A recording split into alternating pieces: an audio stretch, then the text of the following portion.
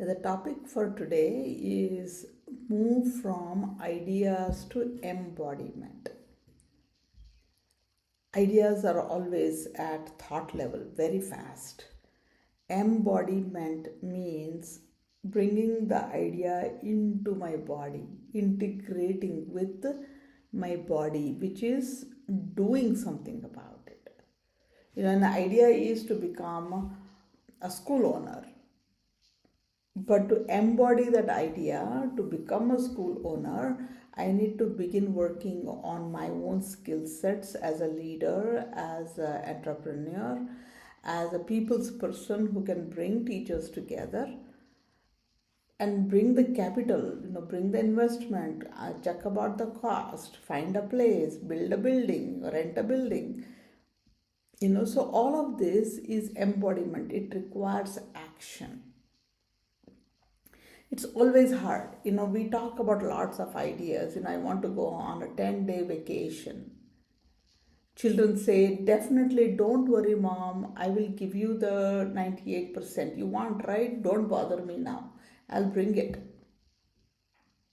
But then actually doing it is the hard part.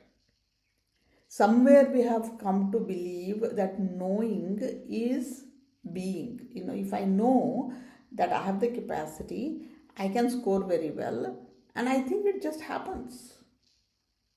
That isn't true. It happened with me. Grade 10, I had a very good company, a study partner. I put efforts as well because of her. I did very well, she did much better than me. And then that carried, that was like, oh, I can do it. If I put effort, I can definitely do it. Yes, that is true. If I put effort, but putting effort is the thing. After my 10th grade, my friend moved away. So there was not really anybody for me to kind of give me company or motivate me. So I was not intrinsically motivated. So I didn't do well at all in my second PUC, which is 12th grade. So we learn through all these experiences, and when I go back and look at my own journey, that is where I begin to support my children. When child says, yes, I will get you the 90%, don't bother me, I will play now, I'll go out, I'll enjoy with my friends, I come back, still 3 months for exams, I will do it tomorrow, I will do it tomorrow. So that is when you put your foot down or create a rhythm somewhere. I said, definitely, I know you can do it. But then half an hour every day is minimum. One subject every day is minimum. Some such thing, where the embodiment begins to happen. Because we do have different kinds of learning. There's intellectual learning. That's where I say, I understand it. I know I should score well in my exams. You have told me enough times. My teachers have told me in the school. I know it. I know it doesn't mean I will do it. And then practical doing. I can do it sometimes. That is when the little confidence keeps coming in.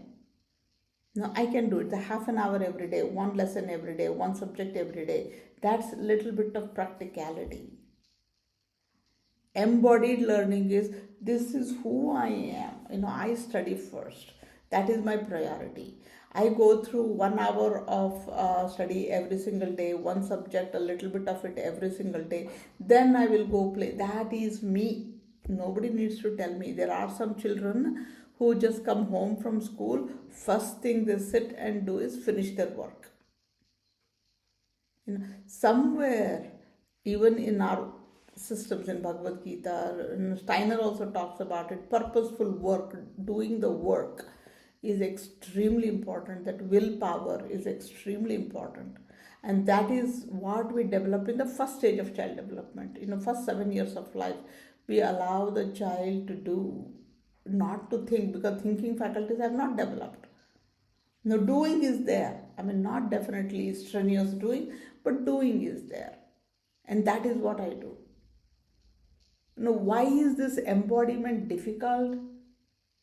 Because it requires us to move, right? The transition is long. For example, I'm comfortable in my house, in my setup. Okay? And now I go to somebody's house and I cannot adjust there. Somewhere I feel this bed isn't right, the lights aren't there, there's too much noise around, and I can't do whatever I want to do, that kind of stuff. The transition is always, we have to give a lots of time for the transition. And if I continue to stay at that place, for a month, 2 months, 6 months, 1 year, I definitely will become accustomed to that. And that becomes my new environment. And adjusting to that new environment takes time. That is embodiment. We have to give time. I remember when I moved back from US to India in 2005, I still have those emails that I sent my friends back in the US. I complained about every small thing, the honk, the dog barking, everything I complained. But then I stayed with it. I stayed with it. Many of my friends who had moved back around that same time went back to US because they said, nah, this is not what I want. But we stayed. And then we started liking, we started appreciating the freedom that is there, the stores that are right outside of your house, and people who come helping you, which is not available in the US. So then you start appreciating, you start liking the new environment. That is when living in Indian environment, I have embodied it. Children face the same thing when we shift schools. When a teacher changes from one grade to another grade, when there is a new friend, or I shifted the school, so I'm new in the class, the transition is required. As a principal of a school, I always told the new enrollments, even if the child was extremely good in the previous school, the child will score less in the first 6 months, in the first 2 exams. Because the child is getting used to the teachers, the timings, the new friends, the distance, the commute, so many things to adjust. And then they come back to their old normalcy. They come back to scoring whatever they're scoring. Maybe next year, when they settle down in this environment, when they know who what is, they will begin showing their performance, improvement in their performance can be seen. Right? So parenting through this process of where the ideas are going to settle in my body is a challenge, both for me and the child. Because for me, I need to make sure the transition is happening beautifully, and the child has to have patience to go through that, one at a time, small thing at a time. Unless I do that, it's not going to work. We have seen that. Right? We rush through things. We have shifted, for example, a house or a school. But the child is still in this old frame of mind. It's not that they don't like the new environment. They may like it. They may have chosen it. I may have told the child, no, let's not change. It's your 9th grade. Let's not change. But the child is so uncomfortable in the previous environment, bad friends or bullying friends, whatever, they want to shift. But even if it was bullying, even if it was not very great, it was a known environment. Now making the transition becomes difficult. So somewhere I need to begin asking myself, what is that I admire? What is that value I want to develop in my child? What is that skill that I want in me as well as in my child? See, these skills are not going to just come up just because I think about it. I need to repeat. I need to practice every single day. That's where we give up. Some of us are blessed with it. Some of us are beautifully into a rhythm. You tell them X, Y, Z has to be done every single day. They will do X, Y, Z without fail.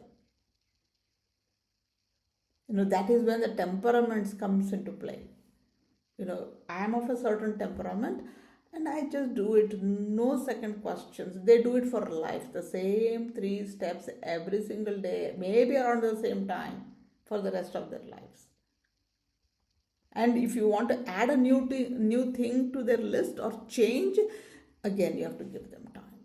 But once set, they do it. There are some of us who just don't settle with those one, two, threes. I mean, even if I know I'm important, it's so difficult to settle down, like air element, sanguine. It, the air element, the quality itself is like floating around. How will I embody it? So I need to do it slow, maybe for 5 minutes every day, maybe one small task every day. I need to experience, yeah, if I sit down for 5 minutes every single day and read this formula, then I understand it.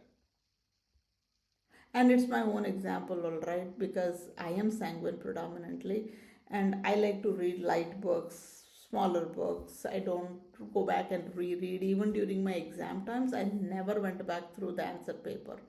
I'm in a tech study group right now, and there the host makes us read. Once a week is what we meet, and the whole week we read the same paragraphs again and again and again. I mean, initially I thought, oh my god, such a boring task. Why don't we just read and finish it? No. And I think it's been about 2 months now. We have been still in the first chapter, about 33 paragraphs in that first chapter. We read it, like about 4, 5 paragraphs once a week.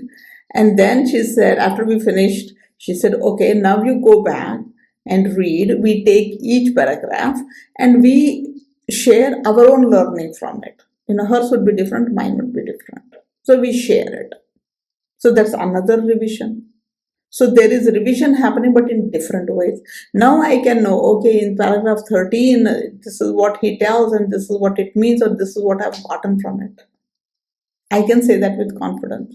So now that text, that first chapter of that text is embodied. I used to wonder about it. There are stories when Sri M. Vishweshwaraya used to tell someone, go to that cupboard on the top shelf, fourth book from the left is this book, bring it. And in that book, he would know exactly which page to open and refer to. And I used to wonder, how can people do it? They've embodied, right? So ideas definitely inspire us. Practice can change us, but embodiment will transform us. We become a different person with different capacities. That is what happens with embodiment. Thank you.